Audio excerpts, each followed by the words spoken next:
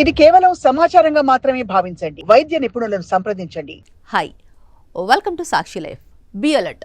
Fatty liver కారణంగా ముఖంపై కనిపించే 5 సంకేతాలు ఇవే.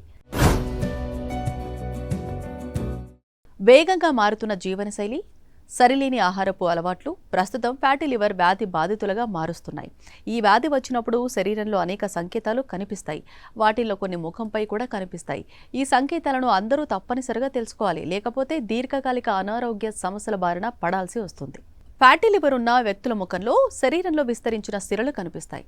ఇవి సాలిడ్ వలను పోలి ఉంటాయి. వీటిని స్పైడర్ వెయిన్స్ అంటారు. కాలేయంలో కొవ్వు పేరుకుపోవటం వల్ల రక్త ప్రవాహం మందగించి ఈ సిరలు స్పష్టంగా కనిపిస్తాయి. ఇక దురద.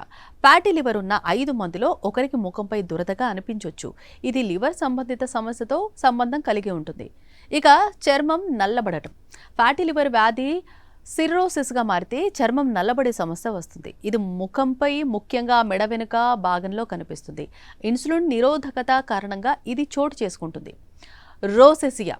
ఇక ఫ్యాటీ లివర్ కారణంగా ముఖంపై వచ్చే ఎరుపు మొటిమలు, ఇరిటేషన్ వంటి రొసేసియా లక్షణాలు కనిపిస్తాయి.